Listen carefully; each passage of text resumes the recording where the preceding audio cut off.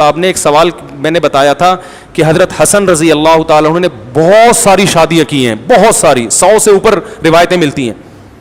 تو اس نے فوراً میں, اور اس کی میں نے ریزن بھی بیان کی تھی, جو الزام ان پہ لگتا ہے اس کو پورا ڈیفائن کیا تھا کہ یہ کوئی توہین نہیں ہے, وہ وجہ کیا تھی ان شادیوں کی وہ بھی بیان کی تھی پوری ڈیٹیل سے. اس نے فوراً میرے خلاف کلپ تیار کیا, میرا مذاق اڑایا, اہل بیت کا دشمن, اور ان کو تو حدیثوں کا نہیں پتا اور کسی حدیث کی کتاب میں نہیں ہے.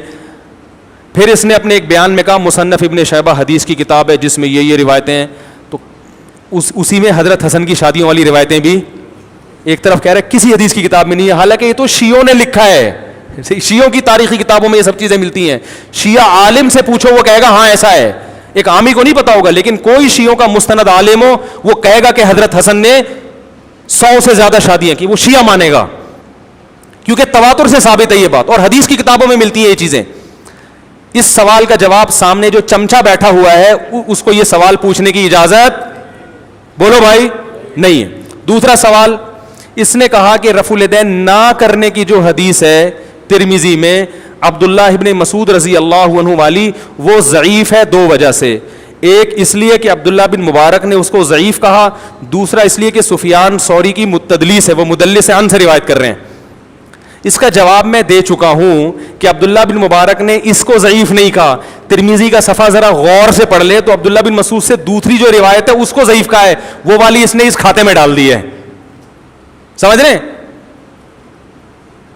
دوسری بات, سفیان ثوری اس درجے کے مدلس نہیں ہے جن کی روایت رد کر دی جاتی ہے, تدلیس کے درجات ہوتے ہیں, اس کا بھی اس نے کوئی جواب نہیں دیا.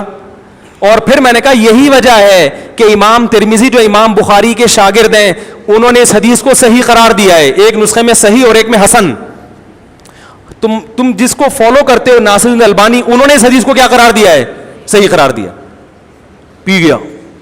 سامنے جو چمچا بیٹھا ہے اسے اجازت نہیں ہے کہ 1 سال ہو گیا میرا یہ جواب دیے ہوئے, لیکن چمچے کو اجازت نہیں ہے کہ 1 سال سے میرا یہ سوال گھوم رہا ہے, اجازت نہیں ہے کہ یہ والا سوال مجھ سے بولو بھائی پوچھ لو, ٹھیک ہے نا.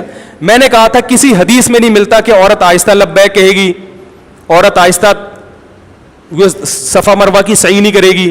اس نے کہا کہ یہ لو مفتی صاحب حوالہ, کلپ کا نام ہی یہ رکھا ہے, میری تصویریں لگا لگا کے تو اپنے آپ کو پروموٹ کرتا ہی ہے.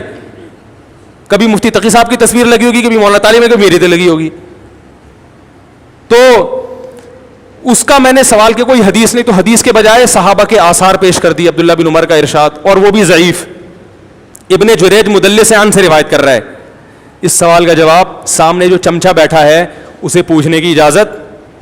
اور میں نے کہا تھا اس پر اجماع ہے کہ عورتیں مرد, امام حنیفہ بھی, امام شافعی بھی, امام مالک بھی, امام احمد حنبل بھی قائل ہیں. چاروں فقہ کی, چاروں ائمہ سے جو تواتر سے جو ان کی کتابوں میں نقل چلا آ رہا ہے وہ یہی ہے کہ عورت سمٹ کے نماز پڑھے گی. اجماع خود ایک دلیل ہوتی ہے, اجماع امت خود کیا ہے, ایک دلیل ہے.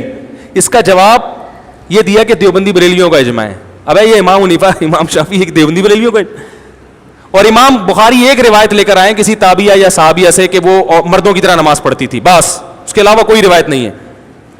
اب دیکھو امام بخاری کے الفاظ کہ وہ مردوں کی طرح پڑھتی تھیں, اس سے پتہ چلا کہ اس زمانے میں عورتیں اور مردوں کی نمازیں الگ الگ تھیں. خود ہی اتنی سینس ہوتی نا انجینئر میں, جو جس کو اللہ نے پنکھے ٹھیک کرنے کے لیے پیدا کیا ہے, اتنی سینس ہوتی تو کہتا یہی حدیث دلیل ہے کہ عورتوں کی نماز الگ ہے, مردوں کی الگ ہے. صحابہ تابعین, کیونکہ امام بخاری تابعین اور صحابہ کے دور کی بات کر رہے ہیں کہ وہ فلاں خاتون مردوں کی طرح پڑھتی تھی. ہاں تو پتہ چلا وہ دونوں, اگر وہ ہوتا تو کہتے ہیں بھائی جیسے سب پڑھتی نہیں ویسے وہ بھی پڑھتی تھی, الگ سے کیا. تو نہ وہ مشہور شعر ہے نا, کہنے کا دل تو نہیں چاہ رہا لیکن کہہ رہتے ہیں, نہ خنجر اٹھے گا نہ تلوار ان سے, یہ بازو میرے آزمائے ہوئے ہیں.